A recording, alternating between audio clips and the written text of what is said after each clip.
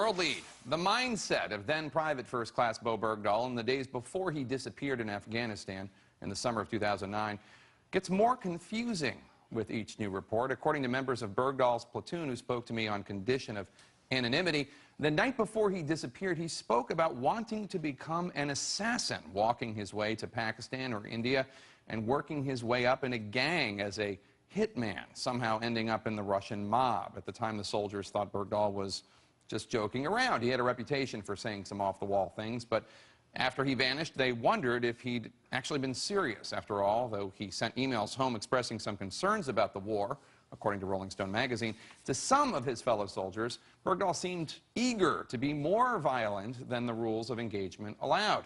A friend of Bergdahl's, identified as Kim Harrison, gave to the Washington Post today some journal entries and records from Bergdahl that arrived in the mail for her shortly after he disappeared. In one entry, Bergdahl wrote that, quote, "I've spent a lot of my life thinking blackness was all I had in front of me, that it would be blackness to the very last instant.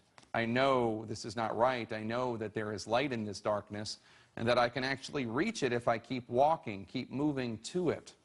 Bergdahl's friend told the Post she's going public with these entries because she wants to counter the notion of Bergdahl as a deserter. He was, she says, a fragile man, ill-fitted for combat. CNN has contacted Harrison, but she has declined comment. Adding to the mystery, CNN has confirmed that Bergdahl served in the Coast Guard in 2006 and was discharged after about a month, as first reported in the Washington Post. It's unclear why he was discharged. Defense officials call it an administrative and uncharacterized discharge. Friends told the Post that Bergdahl was discharged because of psychological issues, but CNN has not confirmed that. All of this comes on the day that Defense Secretary Chuck Hagel went before the House Armed Services Committee to defend the decision to swap 5 mid to high-level Taliban members for the release of Bergdahl. At times, today's testimony became heated, such as this exchange about why Bergdahl has not yet been sent back to the U.S. You're trying to tell me that he's being held at Landstuhl, Germany because of his medical condition? Congressman, I hope you're not implying anything other than that. The fact I'm just asking the question, Mr. Secretary. I'm going to give an answer, too, and I don't like the implication of the question. A Bergdahl family friend reported that his parents were watching that hearing. Republican Congressman Mac Thornberry of Texas is the vice chairman of that committee. He joins me now live from Capitol Hill. Congressman, thanks for joining us. We've now confirmed that Bergdahl's travel arrangements to the U.S. have been finalized, but no return date is set. Do you share Congressman Miller's concerns that there's some other reason besides his health that Bergdahl is being kept in Germany right now? Oh, I don't know. Actually, today's hearing, very little of it focused on Sergeant Bergdahl's condition or the reason or the circumstances around his capture. What we focused on with the Secretary was the national security decision that was made here. Was it a good deal for the security of the United States to trade these 5 Taliban for Sergeant Bergdahl? That was our focus. Right, and the issue of sharing information about the transfer with Congress ahead of time, a very significant one at the hearing, and it evoked this exchange between Secretary Hagel and Congressman Mike Conaway. Take a listen. I never said I don't trust the Congress. Those are your words. No. Your actions say... No, I didn't say it. You said I said it. Your actions demonstrate, Mr. Secretary, that you do not trust Congress because you wouldn't tell the chairman and the ranking member something like this. Your actions say you don't trust Congress. I get it. Congressman, Secretary Hagel said multiple times in the hearing that the administration could have handled sharing the information with Congress better. Was that enough of an answer for you? Do you think Hagel and the Obama administration didn't tell Congress because they didn't trust Congress wouldn't leak the deal and maybe try to stop it? Well, I think there were probably multiple reasons. Maybe they were concerned about leaks, even though we get very sensitive information all the time. I think the bigger reason was when they first broached this deal back in 2011, Republicans and Democrats both said this is a bad deal. We don't want to release those 5 Taliban from Guantanamo. So they knew Congress was opposed on a bipartisan basis, and they chose to ignore the law. And this is a lot more than just, Congress getting its feelings hurt. There is a whole structure of oversight of the military and the intelligence community that depends upon getting timely, accurate information to Congress in order for us to do our job under the Constitution.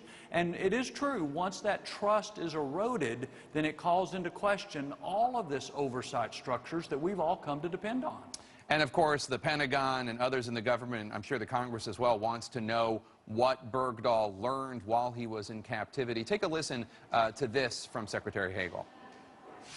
This guy was held for almost 5 years in God knows what kind of conditions. We do know some of the conditions from our intelligence community, not from, by the way, Bergdahl. This is not just about can he get on his feet and walk and get to a plane. How did you take that, Congressman? Did you take that remark that they haven't debriefed Bergdahl yet? Yeah, I think the bottom line is physically he's fine, mentally and emotionally maybe not so much. And so it has been hard to question him, and that's part of the reason that he's been in Germany for so long and part of the reason it's taken so long to debrief him. That needs to come in time. And in accordance with whatever investigation there is, if there are appropriate military sanctions or judgments that come from that, so be it. But the focus we've had is regardless of those things, regardless of him, what about releasing these 5 guys from Guantanamo? What about negotiating with terrorists? And what about violating the clear law that says you have to tell Congress ahead of time? Speaking of the threat of these 5 Taliban members, listen to what both Hagel and former Secretary of State Hillary Clinton said this morning. These 5 guys are not a threat to the United States. They are a threat to the safety and security of Afghanistan and Pakistan. The risks they pose to the United States, our citizens, and our interests were substantially mitigated. What do you think the threat is of these 5 mid to high level Taliban members, sir? Well, what I know is that we've spent the last 13 years trying to take high-level Taliban commanders off the battlefield.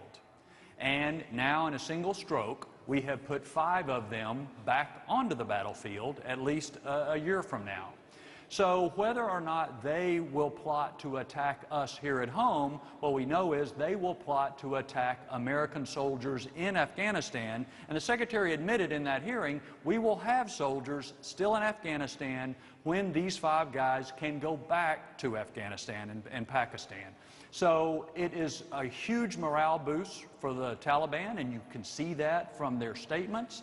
It also replenishes their command and control, the depth of their leadership, and that adds to the threat to the Afghan government, absolutely, but also to our soldiers and other personnel that are trying to support the Afghan government.